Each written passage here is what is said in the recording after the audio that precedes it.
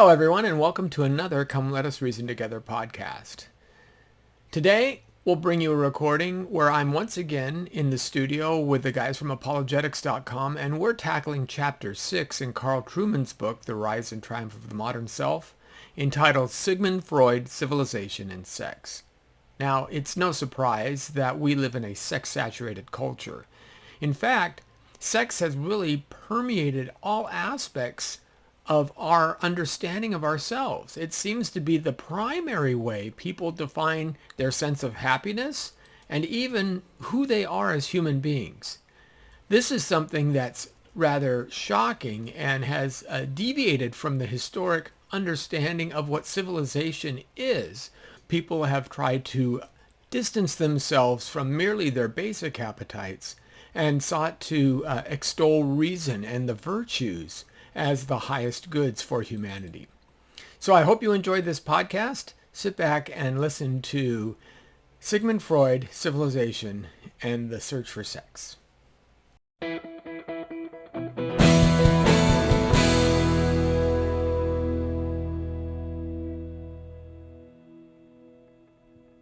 welcome to the apologetics.com radio show, where we are challenging believers to think and thinkers to believe.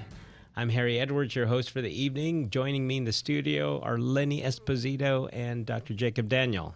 How are you guys doing? Good. Great to be here.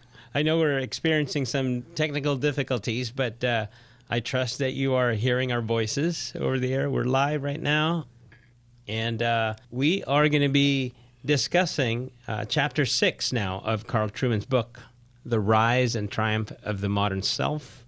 The subtext is actually very important, right? It says cultural amnesia, expressive individualism, and the road to sexual revolution. So that's Chapter 6.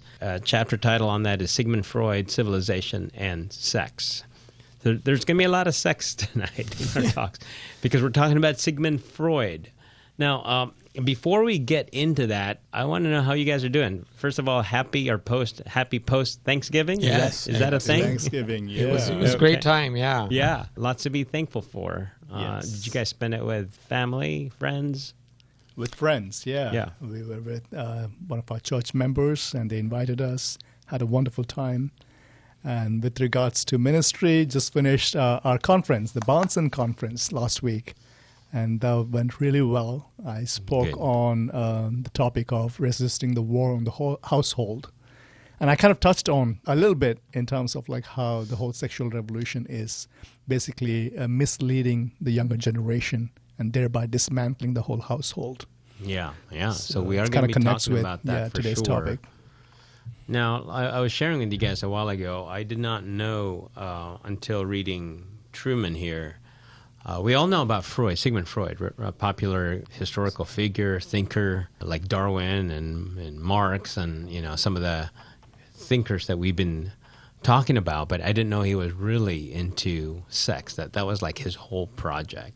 Pretty much he defined human beings as just sexual beings, pretty much. And He wanted to say sex is the primary aspect, or at least one of the fundamental aspects of who we are. The basic nature, yeah. Yeah, Yes. Most of your drives and desires stem in one way, shape, or form as an outgrowth of your sexual understanding.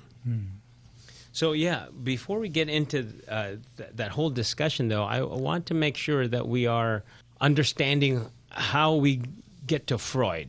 So if you've been following our discussion here, again, we strongly recommend that you get the book and then you can follow along with us.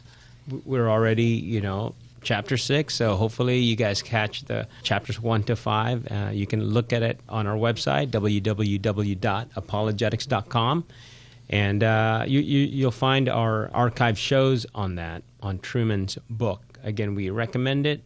I've mentioned before that even popular thinkers or contemporary thinkers of today have highly recommended it, and I appreciate their endorsement because they write in the same areas. So if these are the same guys who are technically competitors, right, and they're recommending Trueman, that's high praise. Like Ben Shapiro said, this is the most important book of our moment.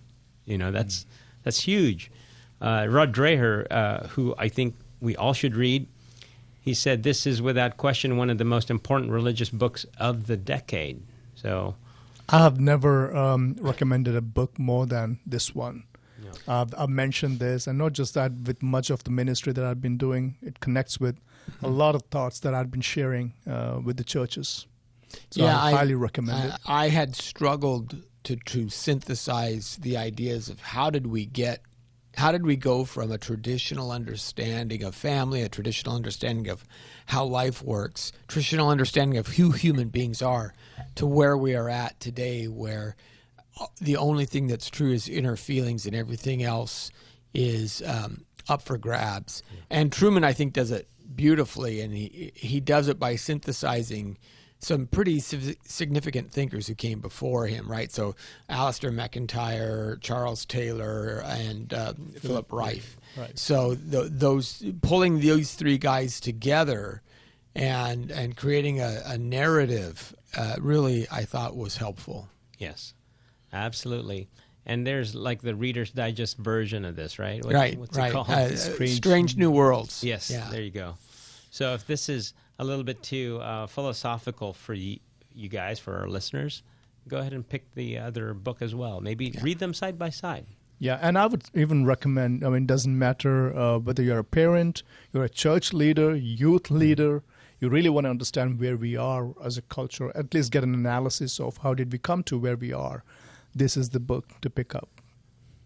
Yeah, because it's important. If we understand what undergirds some of our societal ills, then perhaps we could, have a laser focus on the issues and deal with those separately. Yeah, you don't want to treat a symptom. You want to treat the disease. That's right. Yeah. So. I've been saying this quite some time that as an Easterner, I see that the West is becoming Hindu, and I think Carl Truman puts it in a Western language to explain how that's coming about. Yeah. So that's really good. Let me see if I can find that quote here. But Carl Truman, the author, said of Freud in this discussion, he says, it is arguable that Freud is actually the key figure in the narrative of this book.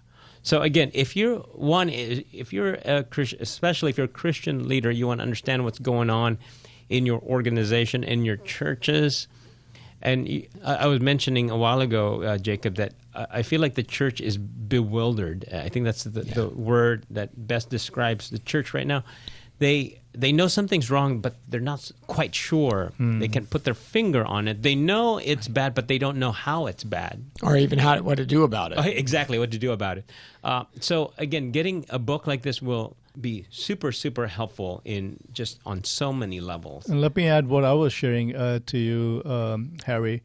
I personally feel, as a person who is really hopeful about future, who wants to stay hopeful and trust the word of Jesus Christ that he's building the church, I would say that even after reading this book, I get the sense within the church, it is contributing to that very space where we are, I believe, as the church was right before Reformation.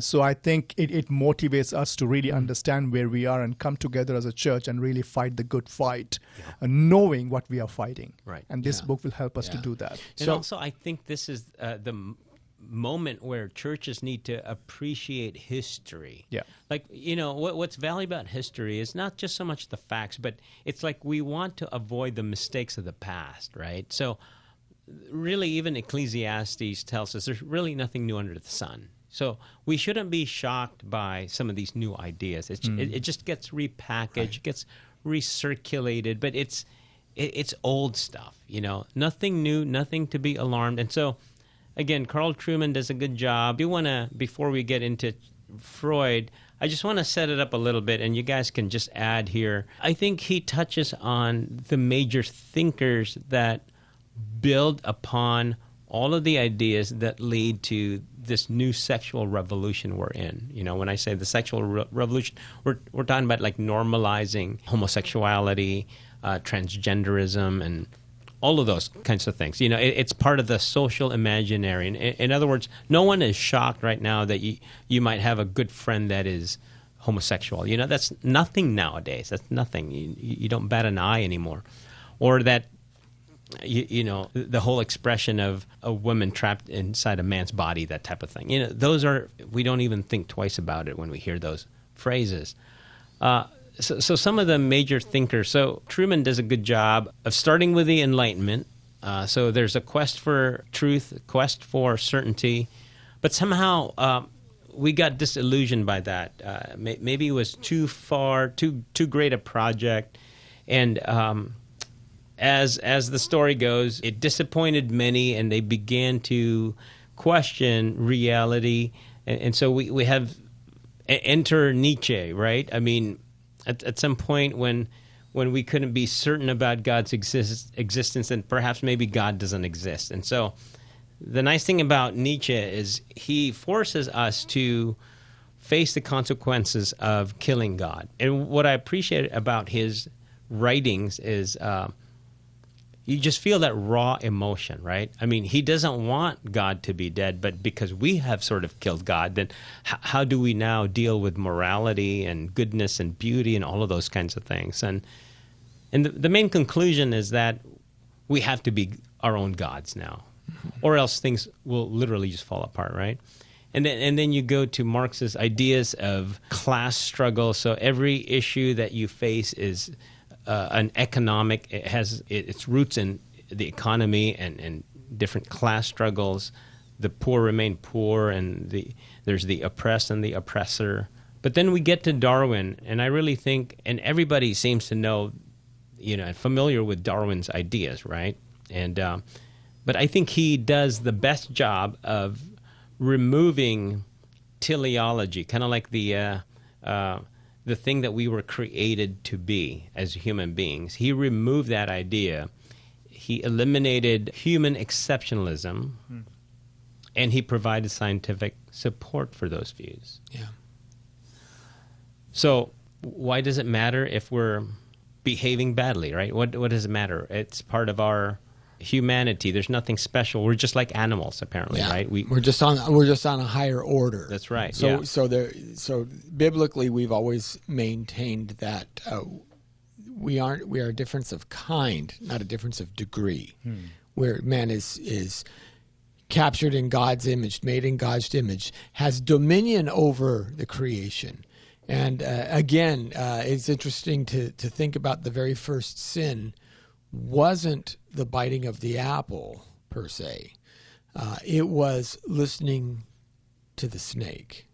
It was listening to the creation tell you what to do, as opposed to you having dominion over the creation. And what we're doing now is our culture is at a point where we're, again, just listening to whatever our biology is driving us to do, whatever our appetites actually are, which is, again, a form of animalism. It is abdicating our role as rational beings who can use our minds to overcome our feelings. And the problem is Christian kids are swimming in the same water as everybody else, and so we find that they are unknowingly maybe but definitely absorbing a lot of these same ideas, even if they express them differently. They may not express it, say, in a homosexual way, but they definitely believe, if you ask them, is love love, they're probably going to give you a different answer than you expect. And what's wrong with love? Shouldn't we all be loving each other? Now, there's an equivocation in that word. Yeah. But that problem, when your teenager has a friend who is identifying as gay and comes to you and says, Mom, well, why is same-sex marriage wrong? How do I understand that? Well, then you've got to be able to answer. Yeah. And that's why these kinds of discussions are important.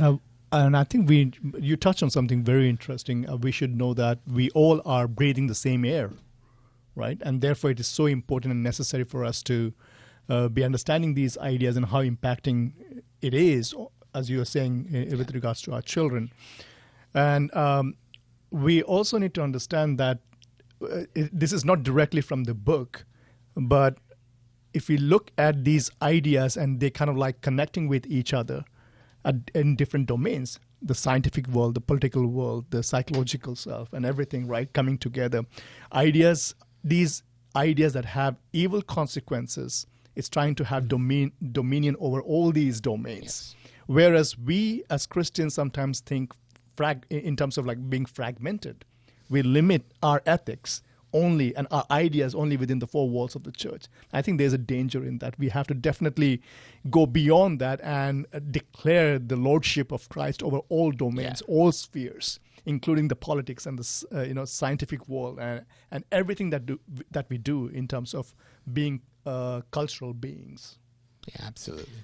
No, that's good. That's good. I want to continue the genealogy of ideas here. So after the Enlightenment and after the likes of Nietzsche, Marx, and Darwin, now comes the Romantics. Now, the Romantic period was sort of a, again, repudiation of the Enlightenment as well. And because we couldn't really get to certainty, then we became sort of introspective, meaning a lot of the meaning, a lot of truth now became our own preferences, since we couldn't find certainty, right? That kind of makes sense. So we became more inward. But what Rousseau and the rest of the Romantic thinkers, the way I understand it, the way I remember their contribution, adds to, let's say, the decline of civilization, so to speak. It didn't get better, in my opinion. Their ideas didn't get better because they were now advocating getting rid of structures, because it's those structures that actually hamper human flourishing. And so again, we turn inward again, right? Because apparently society and culture, they're corrupting forces. And that's huge on Rousseau, Rousseauan idea. In all this, the basic assumption is that we are fundamentally blank slate, right? We are innocent by nature, and we get corrupted by something that is outward, be it a system or a structure or even a history of a society that we belong to. And so what you find is each person has kind of their own hobby horse. So for Rousseau, it's politics. It's the natural man is stifled by the hierarchy of government. For Darwin, it's God. Right? He wants to make the natural man part of the living system and not beholden to anything higher in the created order. For Nietzsche, it's morality, and he wants to free us from the moral aspects of who we are and the moral constraints. For the Romantics, it's the subjugation of your feelings. That's why they're known as the Romantics, because feelings are what they love the visceral idea, that just breathing in all of life and experiencing everything, and every experience that they can take in makes them feel more alive. Well, unfortunately, most people can't live like that, because when you get to those points, then you start doing things that infringe upon others, right? You can't have a civilization of everybody just feeling. And so it goes. So with Freud, it becomes sex. Sex is his hobby horse that he doesn't like constraints against. And that's where we find ourselves now. And you start to have a fusion of all these things, right? Marx was economics. So whoever they all sought individuals in a very narrow niche, whatever their popular niche was. But now today we see this now amalgam of all of these things kind of swimming together. Yeah, right. You're right. Everyone has their champion. Yeah. And these are the champions that we've been discussing for the last few months now. So take your pick. There's other names for them, right? So Marx would be Molech, or Marx would be a Baal. Molech would be probably Freud, I guess I would say, because there's the sexual fertility gods and things like that. So yeah, it's the same thing. Yeah. Just in manifested in different cloaked ways. in a scientific garb, yeah. But going back again to Truman's quote about how Sigmund Freud here is the central figure that really grounds our discussion here. This is part of the subtext. This is why Carl Truman wrote this book, and it's good to understand the dangers in assimilating Freud's ideas. Now, the author made a good point about connecting, kind of like the style that Darwin had. Freud adopted it, basically popularized something that is now present everywhere. Like Darwin, everybody knows the word or the name Darwin, and we know evolution, and you know, we see that chart, right, from the apes becoming man. You know, everybody's familiar with that. Freud succeeded in that. It's part of our social imaginary.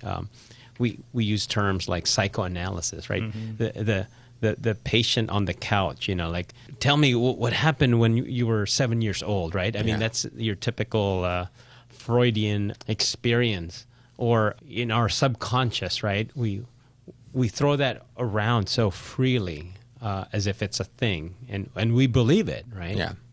Like, we have Freudian slip, right? Like, meaning, oh, you didn't really mean to say it, but maybe your subconscious told you to say it. To get, right? We have say those kinds of things, and that's normal now. So Freud was successful in that, and but we want to dig a little bit deeper and show you some of the dangers. And I've got my friends here, Jacob and Lenny. We're going to talk about some of the ideas that are less popular, and we have to be mindful of. For instance, like I mentioned, there's going to be a lot of sex talk here because that's Freud, well, right see, there. and that's what Freud did, as you said, is while the Romantics were these individuals who, again, they would say that one of the joys in life is, you know, take your shoes off and run your fingers or run your bare feet through the grass. And while that's nice, it doesn't put food on the table. Again, most people would have looked at those guys and they say, yeah. And remember, they thought poetry was the way to discover the true meaning of existence. And you find out that, no, we still have to eat. You know, we still have to do this. That's not the thing that drives everybody. That's the thing that drives some people. Maybe they like the pretty sunsets, but most common people would say, well, that's a little bit infantile approach. What Freud did, though, was saying, looking at this this feelings-driven thing, yeah, that's your true self. That's the thing that's trying to escape, and he succeeded in doing that because he cloaked it in science. Yeah. He said in medical language, in medical language, right. And he was right at the right time when things were just exploding medically, when germ theory is coming into existence, and it's never been thought about before, where you start to have immunizations, and people are starting to actually not get diseases because we know how to immunize against certain things, you know, smallpox being a plague. Hey, if you get cowpox, then you don't get smallpox, and that becomes so these medical marvels, and people start putting in a lot of trust in medicine. And Freud is at the right place at the right time. He starts using medical language to say your inner self is your true self, and for him, the inner self is sexual.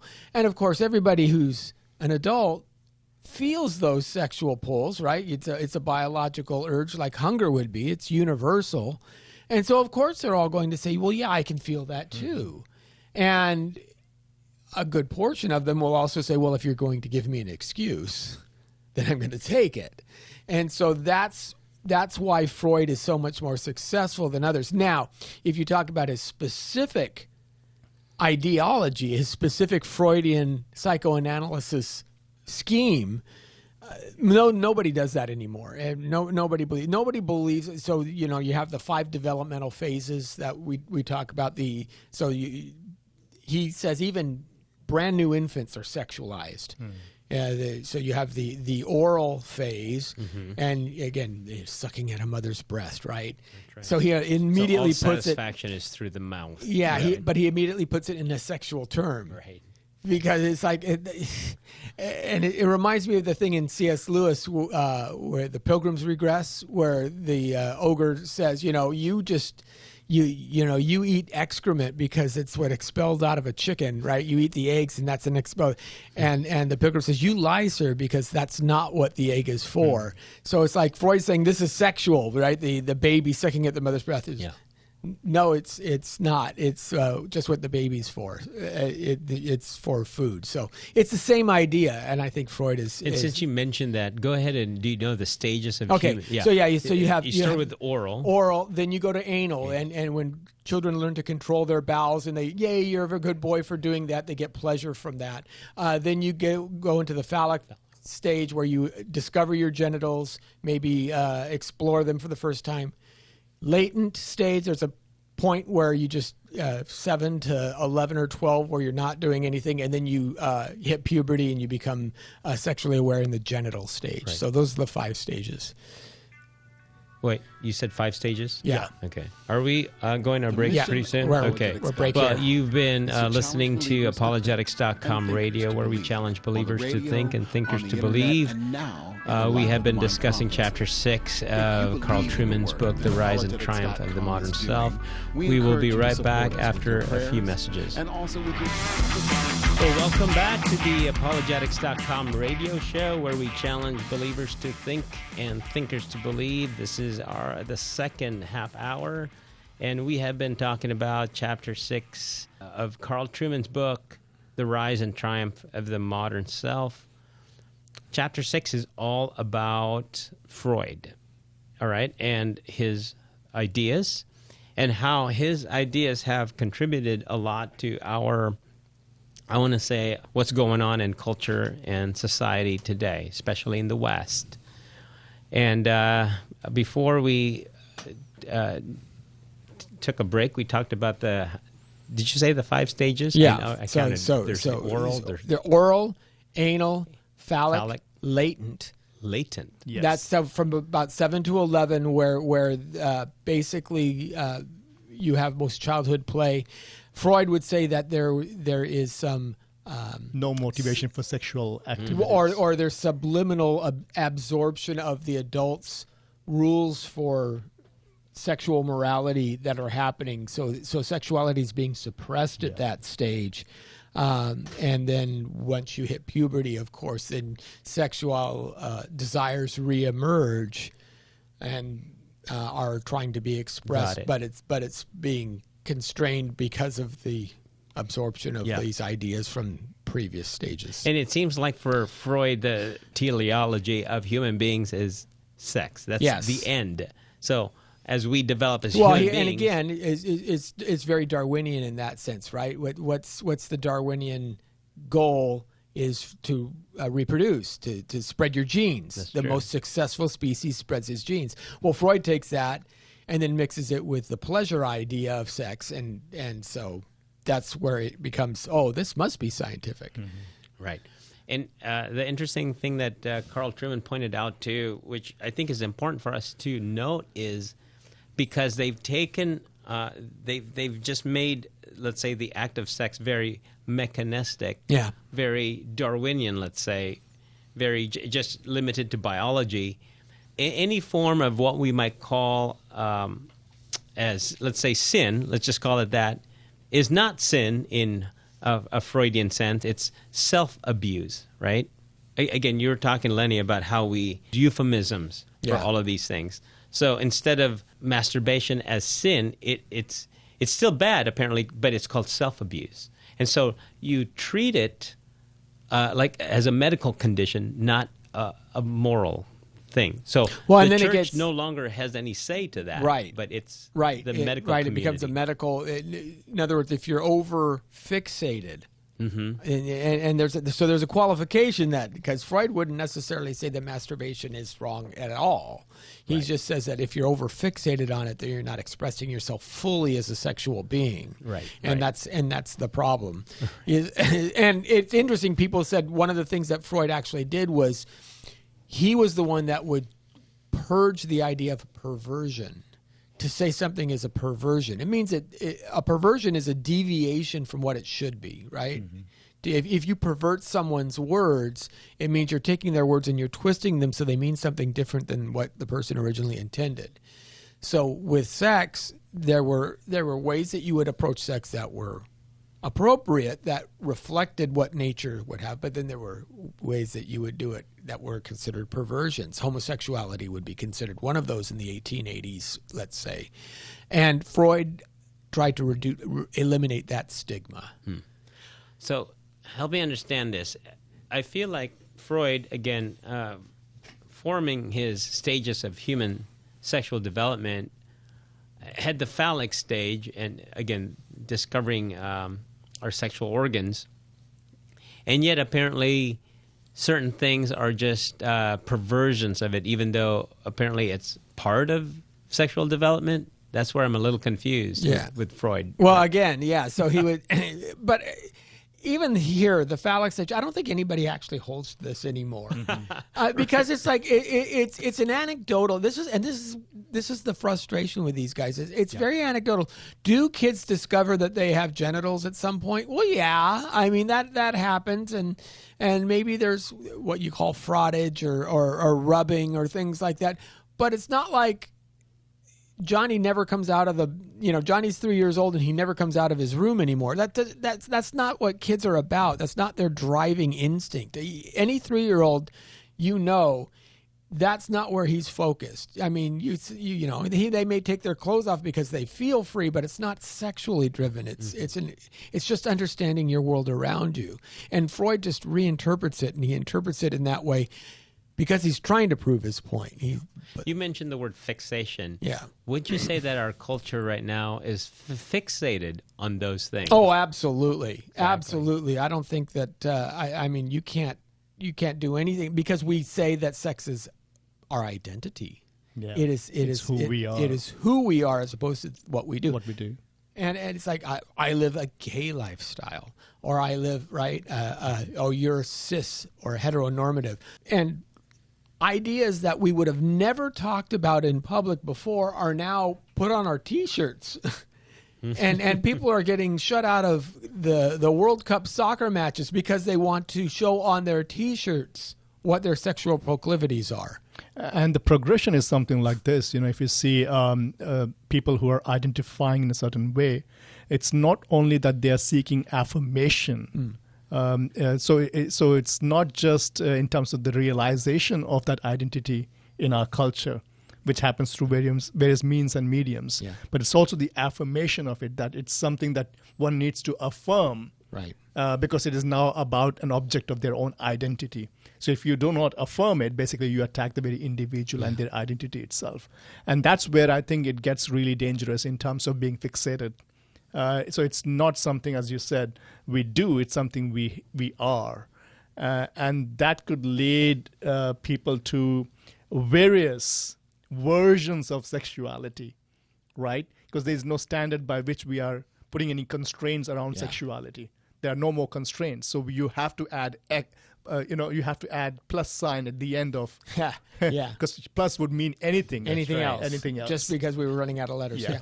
We don't know it yet. We don't know yet. Think of it this way. Name one other culture in all of human society where the cultural governing bodies or the major institutions that shape the culture are themselves supporting specific sexual unions, specific sexual acts, specific sexual developments.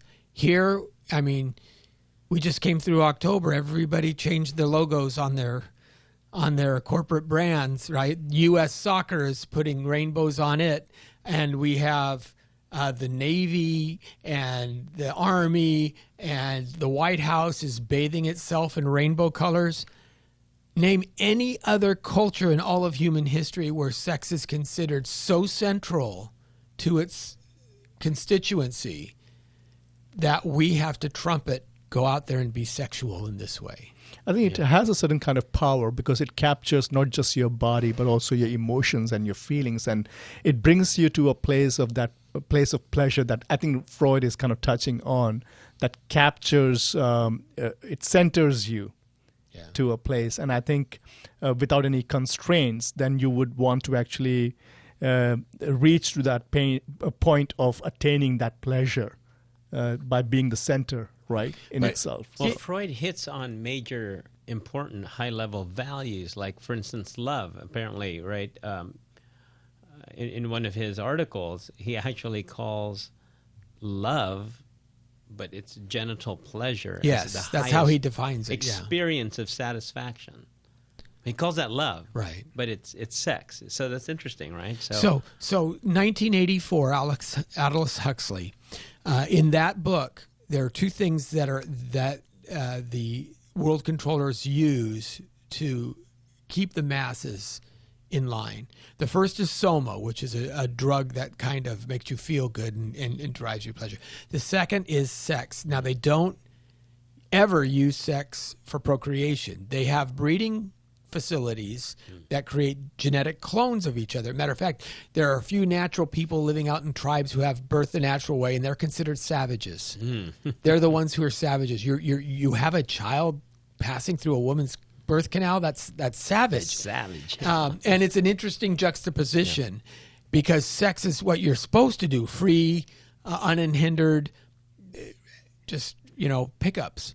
And everybody, and they say that's how we keep everybody in line, and that's what we're seeing. That's exactly where we're going. And somehow we are banishing the whole individual responsibility at the end. Exactly. Right. Yeah. So that government or whomever can pick it up Yeah. and say, we know what's best for you. We can put you. Well, the other high value that he touches on, again, very hard to deny, which is happiness. So, again, if we're looking inside and we see our needs, obviously happiness is a big thing, but he gets it wrong, how to attain it. And again, for him, while he uses the word love, he actually means sex. So that's something that I learned just reading this. That's coming from Freud directly. What other things we talked a little bit about? I wanted to focus on this idea because I believe, I'm convinced that this is the current agenda of our educational system. So take the Freudian ideas. I'm just going to read that quote. I think it is so telling of the current educational system in the West today. So in one of Freud's articles, he writes, "Is it not true that the two main points in the program for the education of children today are retardation of sexual development and premature religious influence?" In other words, he's saying that we need to hasten the sexual education of kids, and we need to remove religion out of school because it hinders that first project. And don't we see that in our schools every day today? Don't we, right? Yeah. That's absolutely. basically why we're having so much issues. Parents and teachers can't agree on when to introduce sex ed. But now I think it's Drag Queen Story Hour. I mean, Exactly. we're so far past that. I think it's also a question of identity at the end, right? I mean, until recently, we believe that identity is given, and you basically discover and you basically confine to the identity that is, socially and culturally and in society acceptable. Not just because of the construct, as Christians, we would say identity as God has created us to be. But I think it's all about creating your own identity. And in that task, I think within the school system, what we are seeing is that's the whole attempt of introducing them to their sex and letting them actually find their own true self. Because your basic nature is sexual. If that's the case, it has to be developed from the very early stages of your life, the very formation that happens in early stages of you growing up. So I think that's where the whole educational system takes up this role of helping the kid to actually identify as they would want themselves to be. I think that I'm going to push back just a touch because I think that that's what they would tell you. Yeah. But what I think is actually happening is a little bit more insidious than that, because first of all, they want to expose the more children they expose to alternative sexual ideas, the more likely those children will be to pick up on those alternative ideas and then create a larger pool of similar thinking individuals. So we've seen this with rapid onset gender dysphoria,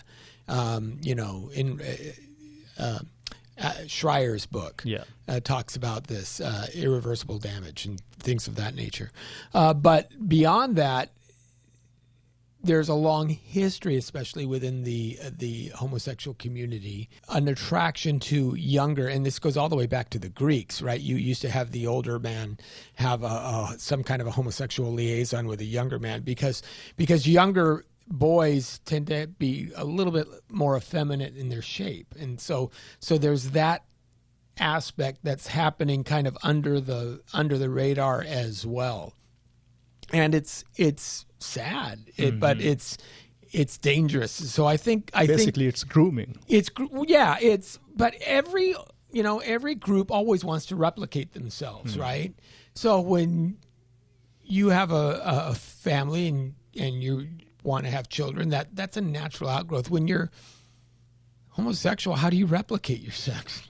You can't do it naturally. You can do sperm and surrogacy and all of that stuff, but another way you can do it is by drawing more folks into the fold. And again, I don't know that this is happening consciously. I'm not saying that, but I am saying that I know that there has been the National Man-Boy Love Association isn't a fictional entity. They've been around for a while. So there is a subset of that group who will have that predilection. I'm curious because this is so prevalent in modern day America right now. Do you see this infiltrating the church and even Christian schools? In one way, whether it's infiltrating or not, I think there is a deficiency in our understanding of it. What we have done is actually, when it comes to issues like this, what happens is that there is a huge price to be paid if you take a certain stance, if you take a biblical stance, for example. And the other thing is that there's an assumption of this space of neutrality when it comes to issues like this, where they capitulate or relegate their authority to the school authorities, to the school board, for them to decide on these matters, and they basically privatize their own decisions within the four walls of the church and their own household. So the distinction becomes between the sacred and the secular, whereas it should happen between the sacred and the profane, right? That which is not sacred is profane, and that which is not profane is sacred.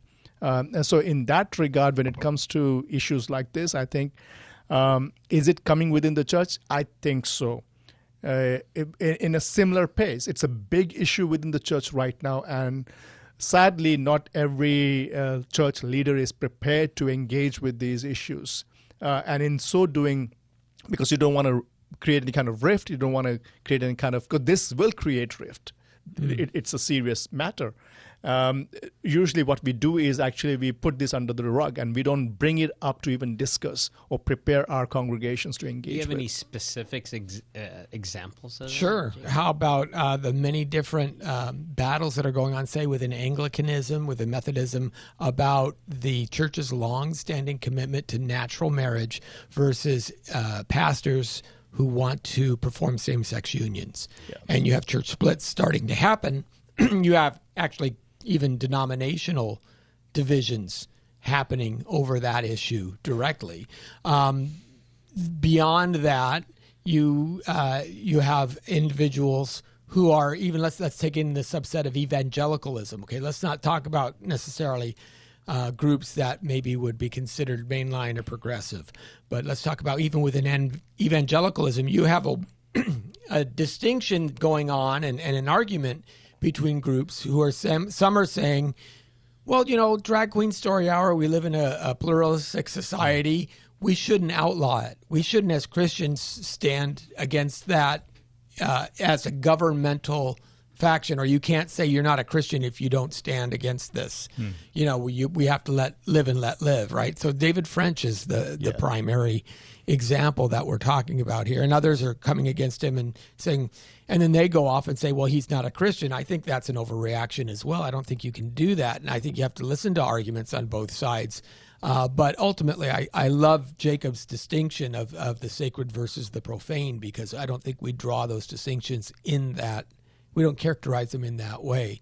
Even within a pluralistic society, there were certain things that you shouldn't do, right? Even though Rome wasn't the church, Telemachus still stood up and said, hey, the gladiatorial games really need to stop. And the same thing, we're breathing the same air. Yeah. And we should be caring, what is polluting the air that we are breathing in. That's right. So. Very good. Yeah. Now, I know we're touching on civilization here, culture, society. There's a quote that I want to read here, and Carl Trueman includes it in the book. And it's in one of Freud's essays. Apparently, he wrote also on matters of culture, society, civilizations, apparently. So here's the quote by Freud. Primitive man was better off in knowing no restrictions of instinct. To counterbalance this, his prospects of enjoying this happiness for any length of time were very slender. Civilized man has exchanged a portion of his possibilities of happiness for a portion of security. So when you pit that against each other, as we're seeing today, happiness for security, it seems like this current generation definitely wants both. Yeah. Well, it's very much the language of the social contract. So it's social contract theory that we give up, right? And again, we're going back to Rousseau. Or Locke or any of these guys who said that, it was Hobbes, I think, who first says that we surrender unto kings because he provides safety for us otherwise. And what Freud is saying is, you could be a completely sexually free being, but you may only live to 30. Or, as Truman says, guess what? It's only the strongest gorilla that gets all the girls. If you're the alpha male, if you're the beta male, you're out of luck. And that's a good point. And so what Freud is saying is it's necessary to have civilization. You can't be completely loose because then only the alpha males win. And even then, they may not win for long because the next alpha males come along behind him. And see, that's what we're seeing today, I think, in the riots of last year or 2 years ago, right? Trying to overthrow the establishment because they feel like they're the new, like you're saying, alpha males are the new big gorillas in town. Well, and also the idea of presentism, right? The pleasure now. Yeah, good. That's a big thing. So riots, it's going to bring down the system now. A system that has taken decades to be built. So that idea kind of drives these actions as well. So, yeah, and we saw in Portland that that really doesn't work real well. When you say we're going to build our own encampments, all of a sudden you're seeing people get shot. You're seeing the need. Oh well, we're going to need medical assistance. We're going to need police. We actually do need some of that stuff. And also, if you look, if you analyze any society that is chaotic, you'll definitely find the perversion of sexual deviances. Yeah. Any society. Yeah, Rome did it. Right? Rome, I was going to say. Even today, if you, I don't want to name any societies, but you travel around the world and you can see, if you're seeing a society which is really, if I may use the term, uncivilized in many manners, you'll find that it becomes very obvious and open how they treat their sexual life. Sure. Well, and what's interesting in that is every society that abuses their sexual freedoms, natural after effect is they have a problem with unwanted births. Yeah. So again, with the Canaanites, right, and the Israelites who were worshiping false gods, through temple prostitution and other things like that, they would go up to the high hills, which were shaped like phallic symbols, and they would have, sexual relations with the priests and things of that nature. They had a birth problem. So how did they solve it? Molech. You would sacrifice your infant to Molech. We use abortion. And it's the abortion issue that becomes the way we sacrifice our children. The Romans abandoned their infants on the Tiber River. But any society that has a sexual problem will inevitably have a secondary problem with unwanted births, and how do they deal with that? Yeah. And that then makes us, again, less human.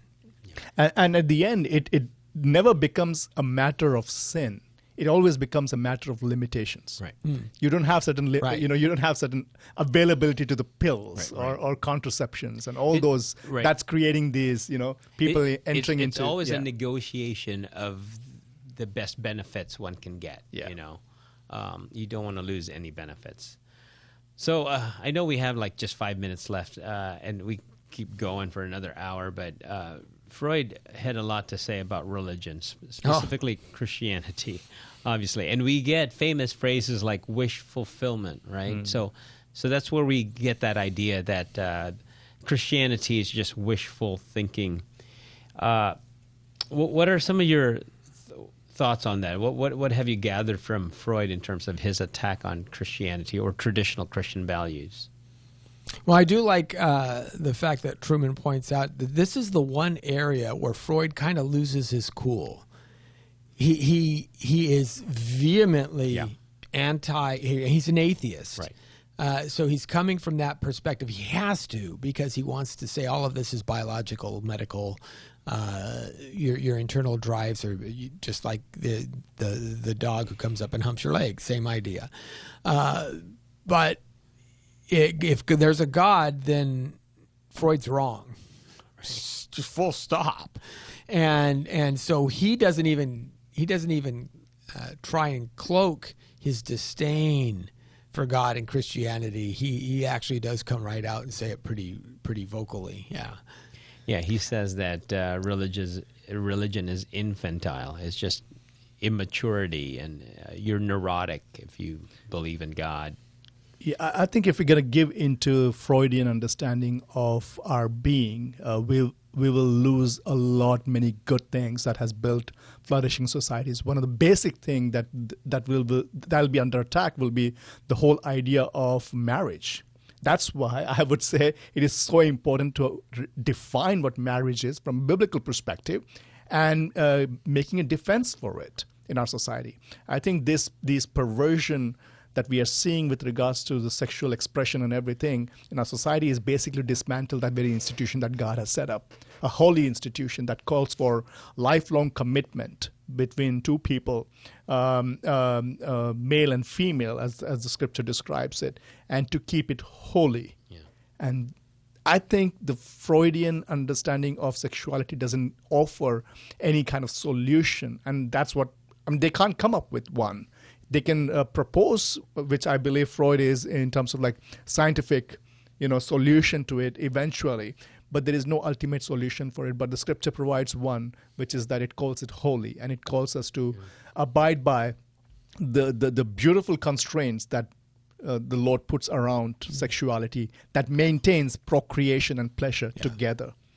And that's really a good way to end in these last few minutes. The Freudian idea is just not livable. Yeah.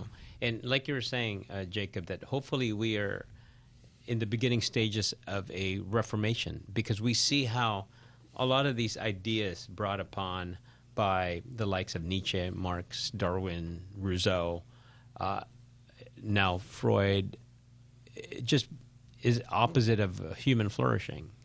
It's just not going to work. And so I think the church should have done a better job, and it's not too late. But when secular culture is attacking the very nature of family and sex and gender, we better be watching out big time. Yeah. Because if you destroy something that's very important to what humanity is all about, the fact that we were created in God's image, then we lose everything. And if you are a parent, this is the time for you to assume your sacrificial responsibility towards your children in particular.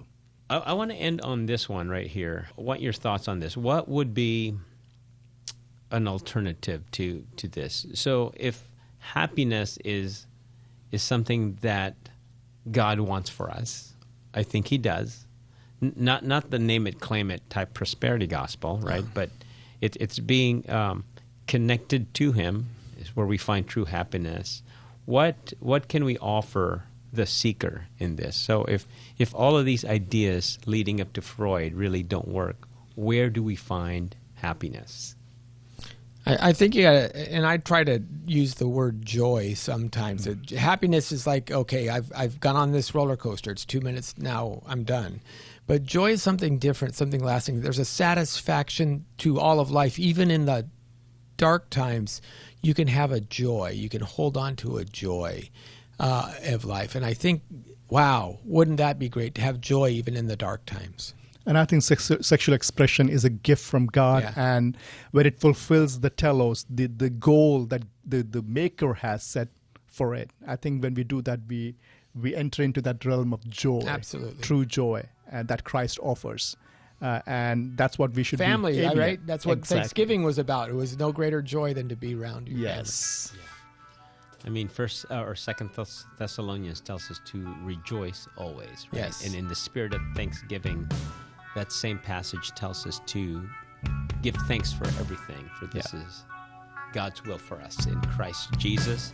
That's where we find true happiness. I wish we can talk to the modern day Freudians out there. It is not sex that'll give you happiness. It is only in union with Jesus. All right. So you have been listening to apologetics.com radio, where we challenge believers to think and thinkers to believe. Our hope is that you've learned something new about the Christian worldview that strengthens your faith and make you want to learn more.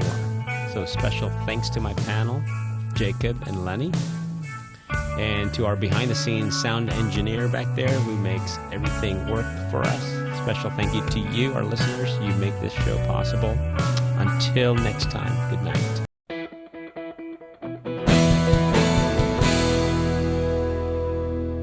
Thank you for watching this Come Reason video. I hope you enjoyed it. If you'd like to see more videos like these, consider subscribing to our Come Reason YouTube channel by clicking on the subscribe button. And you can follow us on social media. Lastly, if you'd like to help keep these kinds of videos free, consider providing a donation by clicking on the donation button beside me. Thank you.